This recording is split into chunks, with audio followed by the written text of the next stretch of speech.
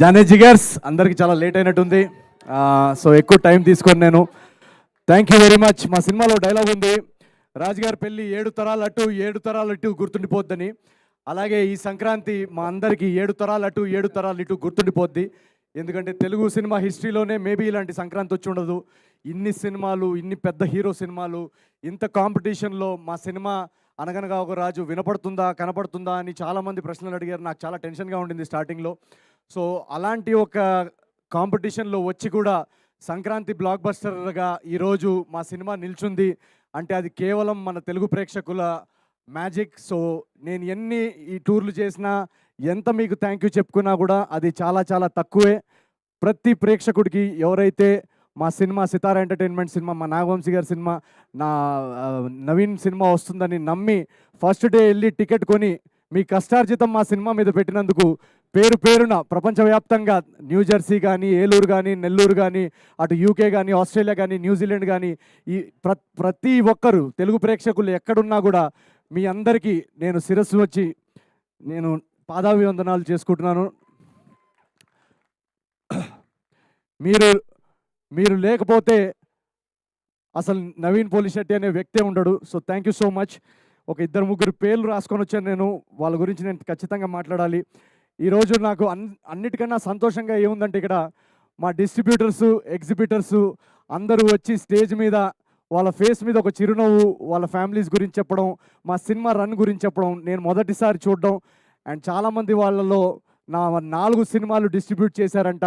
So first thing, నేను ఒక కథ విన్నప్పుడు నేను 3 గురించి ఖచ్చితంగా ఆలోచిస్తా. కథ విన్నప్పుడు ఫస్ట్ మా ప్రొడ్యూసర్కి డబ్బులు లాస్ అవ్వకూడదు. 2 మా డిస్ట్రిబ్యూటర్స్ అండ్ ఎగ్జిబిటర్స్, వాళ్ళు ఖచ్చితంగా ఈ సినిమాకి మనం పెడుతున్న బడ్జెట్కి ఖచ్చితంగా వాళ్ళు బ్రేక్ ఈవెన్ అవ్వాలి. అది అవ్వాలి. వాళ్ళు వాళ్ళ సొంత కష్టార్జితం పెడుతున్నారు, వాళ్ళు లాసెస్లోకి వెళ్ళకూడదు అనేది ఒక నా మైండ్లో తిరుగుతూ ఉంటుంది.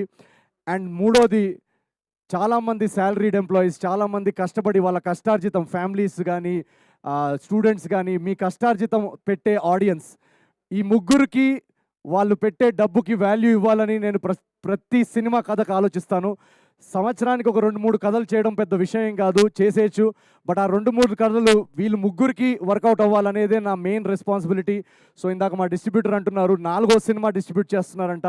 సో వరుసగా మీ అందరూ తెలుగు ప్రేక్షకులు ఇచ్చిన సపోర్ట్కి వీళ్ళందరూ ఇప్పటిదాకా ఎప్పుడూ నా సినిమాకి లాస్ చూడలేదని చెప్పడం నాకు చాలా చాలా చాలా చాలా సంతోషంగా ఉంది.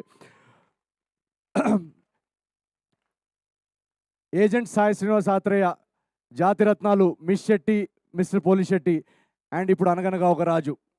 ఒకప్పుడు ముంబైలో ఆడిషన్స్ చేస్తూ తిరుగుతున్న టైంలో ఎన్నోసార్లు నేను గివప్ చేసేయాలనుకున్నాను. ఎందుకంటే మీ అందరికీ తెలుసు ఈ జర్నీ అనేది చాలా చాలా కష్టం. ఫిల్మ్ ఇండస్ట్రీలో హీరో అవడం అనే జర్నీ, అది ఎవరన్నా ఆ జర్నీ చేస్తే కానీ అది దానిలో ఉన్న డిఫికల్టీస్ ఏంటో ఎవరికి అర్థం కావు. ఇలాంటి ఆ రోజులు నాకు గుర్తొస్తున్నాయి. చాలా రోజులు యూట్యూబ్లో వీడియోస్ చేస్తున్న టైంలో యూట్యూబ్ నుంచి సినిమాకి వచ్చి హీరో అయిన వాళ్ళ ఎగ్జాంపుల్స్ ఎవరు లేరు. అసలు అది చరిత్రలో జరగలేదని చాలామంది నన్ను నిరాశపరిచారు ఆ టైంలో. సో కట్ చేస్తే ఈరోజు తెలుగు ప్రేక్షకులు వరుసగా 4వ బ్లాక్ బస్టర్ అందించారు. So thank you so much. అందరూ కష్టపడతాము, అందరూ టాలెంటెడే, కానీ దీనిలో ఒక ఎక్స్ ఫ్యాక్టర్, ఈ విజయాల్లో ఒక ఎక్స్ ఫ్యాక్టర్, ఒక మ్యాజిక్ అనేది జరుగుతుంది. ఆ మ్యాజిక్ అనేది మీరందరూ చూస్తున్నారు కదా, మీ అందరి నుంచి వస్తుంది. So thank you. మమ్మల్ని నమ్మి, నా సినిమాల్ని నమ్మి ప్రతిసారి ఎంత కాంపిటీషన్లో వచ్చినా, ఏ టైంలో వచ్చినా నా సినిమాల్ని మోస్తున్న మీ తెలుగు ప్రేక్షకులందరికీ పేరు పేరున నేను ఎన్నిసార్లు థ్యాంక్ యూ చెప్పుకున్నా కూడా అది సరిపోదు. Thank you so much. And ఈ సినిమాలో ఒక చిన్న మెసేజ్ మేము చెప్పాలనుకున్నాము, అది ఎవరికైనా అందిందో లేదో కూడా నాకు తెలియదు. ఈ సినిమా ఇందాక బాబీ గారు చెప్తున్నట్టు, బాబీ గారు ఉన్నారా ఇక్కడ? వెళ్ళిపోయారు. ఇందాక బాబీ అన్న చెప్తున్నట్టు ఈ సినిమా రైటింగ్ చాలా చాలా కష్టమైంది. ఎందుకంటే అప్పుడు నాకు మేజర్ యాక్సిడెంట్ జరగడం వల్ల ఈ సినిమా కథ రాయడం అప్పుడే మొదలెట్టాను.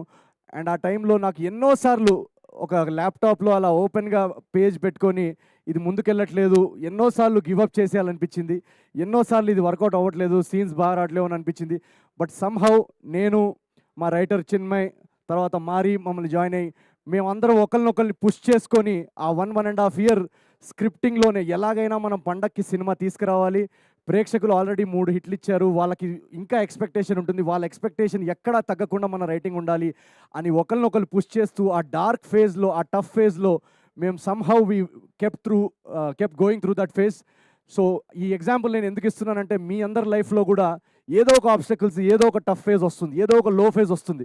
మనకి లేచి ఇంటి నుంచి బయటికి రావాలనిపించదు, మనకి మళ్ళీ ట్రై చేయాలనిపించదు. అలా అనిపించినప్పుడు ఈ అనగనగా ఒక రాజు, ఈ నవీన్ పోలిశెట్టి జర్నీని ఒక్కసారి మీరు గుర్తు చేసుకొని మళ్ళీ ఒకసారి లేచి ట్రై చేయండి.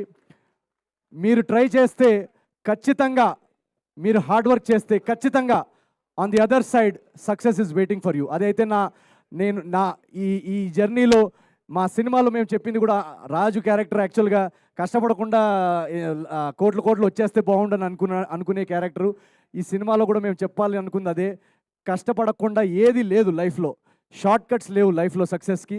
సో రాబోయే జనరేషన్ యూత్కి కూడా మేము అందించాలనుకున్న మెసేజ్ కూడా అదే. So once you work hard, definitely there is success on the other side.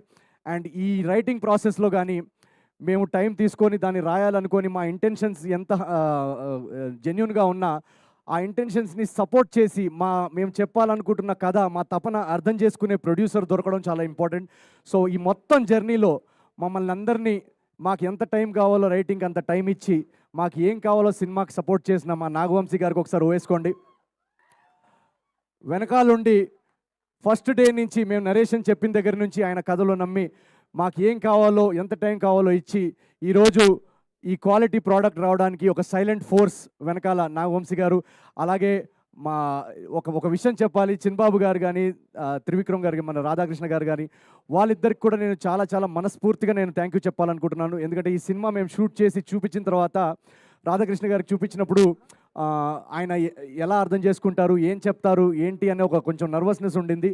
But చూసిన వెంటనే ఒక జెన్జీ ఆడియన్స్ ఎలాగైతే రియాక్ట్ అవుతారో, ఒక యంగ్ కాలేజ్ ఆడియన్స్ ఎలాగైతే రియాక్ట్ అవుతారో, అదే మీటర్లో చిన్బాబు గారు కానీ, త్రివిక్రమ్ గారు కానీ సినిమాని అర్థం చేసుకొని ఎవరన్నా ఇది ఉంచుదామా లేదా అనే ఒక డౌట్ అడిగితే కూడా లేదు, ఇది వాళ్ళు నమ్ముతున్నారు, వాళ్ళు కూడా దాన్ని నమ్మి ఇది త్రివిక్రమ్ గారి డైలాగ్ కూడా ఉన్నట్టుంది, ఎక్కడ తగ్గాలో, ఎక్కడ నెగ్గాలో, ఎక్కడ తగ్గాలో, అలాంటి ఒక డైలాగ్ ఉంది. సో అలాగే ఎడిట్లో ఏది ఉంచాలో తెలిసిన వాళ్ళు కూడా గొప్పోళ్ళు. సో అలా ఒక క్రియేటివ్గా మాకు ఆ ఫ్రీడమ్ ఇచ్చి మా జడ్జ్మెంట్ని ట్రస్ట్ చేసినందుకు వీళ్ళందరికీ, సితారా ఎంటర్టైన్మెంట్స్లో వీళ్ళందరికీ పేరు పేరున థ్యాంక్ యూ వెరీ మచ్. ఈరోజు అనగనగా ఒక రాజు ఇంత గ్రాండ్ సక్సెస్ అవ్వడానికి వీళ్ళందరూ బిహైండ్ ద సీన్స్ ఉంటూ మమ్మల్ని పవర్ చేసిన ఈ team, thank you very much. And